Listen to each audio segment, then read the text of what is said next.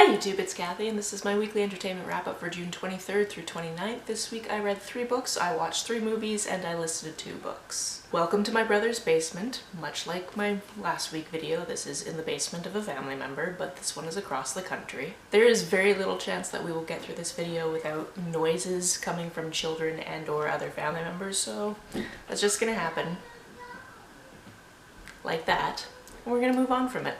The first book I finished this week was The Luminous Dead. This is a sci-fi set on a world that is not our own, and essentially the main character has lied her way into this solo mission going spelunking. Actually, I really shouldn't use the word spelunking even though it's very fun because it's the tourist version of caving. She's definitely doing a hardcore cave expedition to the point where she actually needed to have surgery so she wouldn't have to poop while she was down in the cave for weeks, and was wearing this very special suit that needed to be powered by batteries, and essentially helped her climb and made it possible for her to dive under some sumps. And when this book opens, we don't know why she's on this expedition, and we don't know why she's gone solo beside her employer decided to send her solo. The majority of this book is just this protagonist with occasional interaction with somebody who's back at base. Which, side note, thank goodness this is sci-fi because I used to be a cave guide and radios do not work in caves, so I'm just using this as it's a different scientific future and they've figured out that problem because this character goes very deep in this cave and there's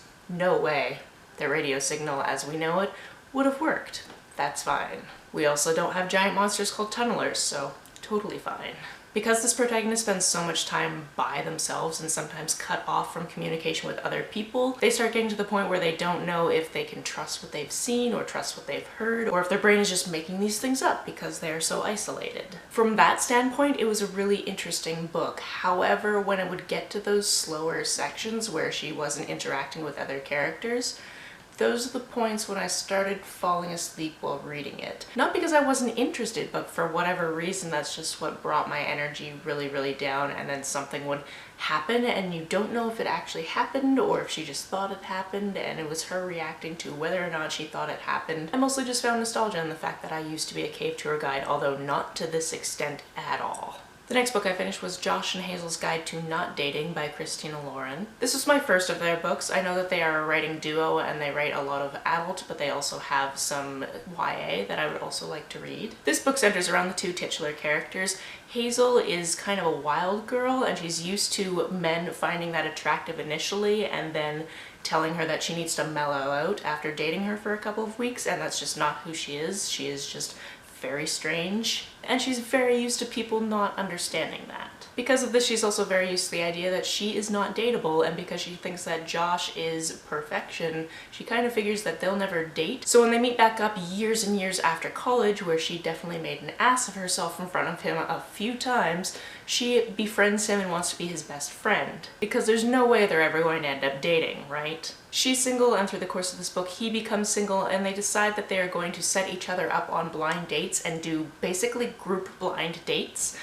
And it's a series of just disastrous times. However, they get to hang out with each other and become better friends, and I'm sure you can see where this is leading. I had a pretty good time with this one, so if that setup appeals to you, check this one out. The physical book I read this week was Tell Me How You Really Feel. I received this as an ARC earlier this month, but this book also just came out, so I was reading an ARC copy, but the book is now out and hopefully they fixed all of the spelling and grammar errors that I found. This book is about 2 girls that go to the same prestigious high school. One of them is a filmmaker, one of them has been training all her life to be a doctor and is just having some doubts as to if she actually wants to go to Princeton and do that. The one who wants to be a doctor is also a cheerleader, so is seen as one of the popular crowd by the filmmaker, so when she asked her out in freshman year, basically the filmmaker thought it was a joke and rejected her and has hated her ever since. Fate brings them together and forces them to work on the filmmaker's last project for high school, and romance ensues. Yes, it is a female-female hate-to-love romance, and I was here for it. These characters had very different backgrounds, but also had a lot in common that they didn't realize initially. And because one of the characters was a filmmaker, that gave us a lens to talk about different types of female characters and whether or not they have agency. I really enjoyed this book, although there was this side character named Diesel who I thought could have been developed more because he was just kind of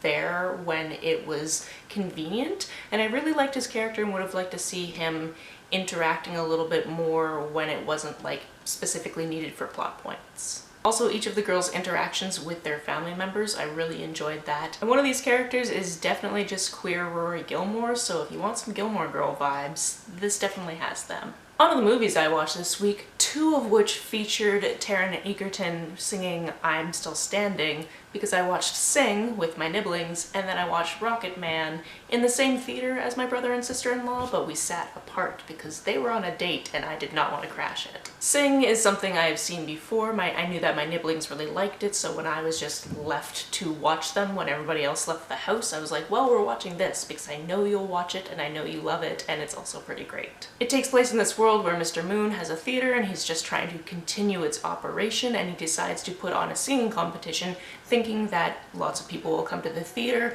Unfortunately, the prize for the singing competition is much more than he actually has due to a typo, so that's a whole issue. There's a whole lot of talent in this kid's film, and it's something that I could watch with the nibblings time and time again, so fortunately it's on Netflix. Then, of course, as I mentioned, I also watched Rocketman, which was such an interesting take on a biopic.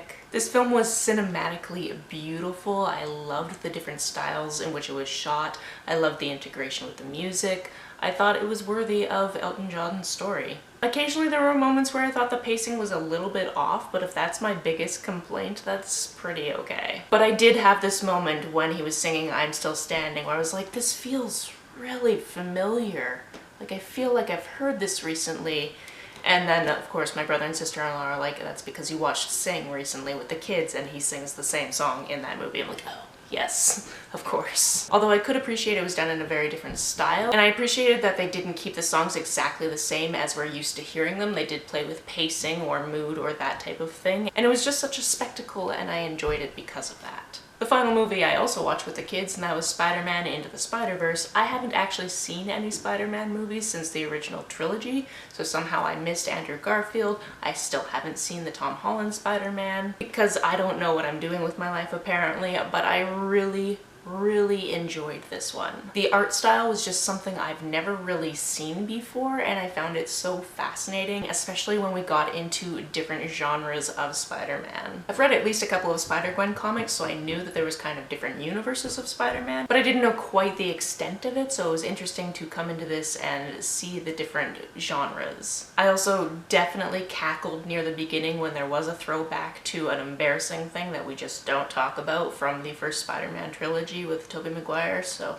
that was a thing. And I would be more than happy to watch more Spider-Man headed by Miles Morales. The first book I listened to this week was Love from A to Z by S.K. Ali. This was actually read by the author and then 2 voice actors because the format of this book is a little bit interesting. It's diary formats, but it specifically said that she has rewritten them to be narrative, and then occasionally the author has a couple of asides, not completely throughout, but just a couple of times throughout the narrative. Adam has been studying in London but is on his way back home to Doha for spring break, and he sees this girl that has the same journal as him in the airport. Zainab isn't quite on spring break, but she was expelled from school for an incident that really wasn't her fault and was taken out of context, so she is on the way to visit her aunt in Doha. Their paths cross, they kind of talk about each other in the journals that they are writing, and then they see each other again throughout the book.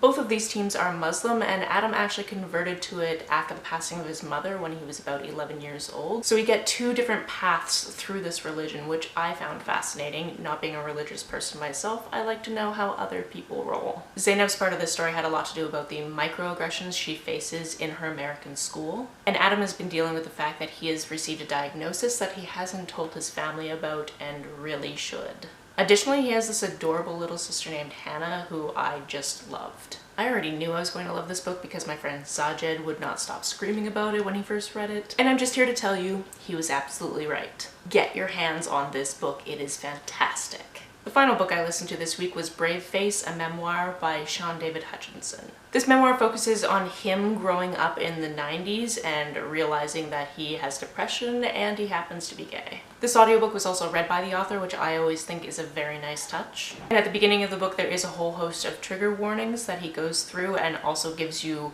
explicit warning near the end just before his attempted suicide, and tells you that if you need to skip this section for your own mental health, do that. There's mention of drinking, drugs, attempted suicide, self-harm, and especially internalized homophobia and queerphobic language is used throughout. Essentially, this book is very, very honest, and that's what I really appreciated about it. I've always tried to be very grateful that I have grown up in a time where it is easier to find your own community because we have online communities that are quite vast. Growing up in the 90s, even though Shaun Hutchinson was a huge computer nerd, communities hadn't quite formed yet. This is definitely an it gets better type of book because we follow him basically right up until his attempt and then him deciding that he did not want to be deceased, and then it just kind of fast forwards after that part. But what I liked about that final chapter and how it left itself in the 90s was that yes, things got better, things also happened that weren't perfect. And you don't need to know every detail of somebody's story to understand that they hit a very terrible place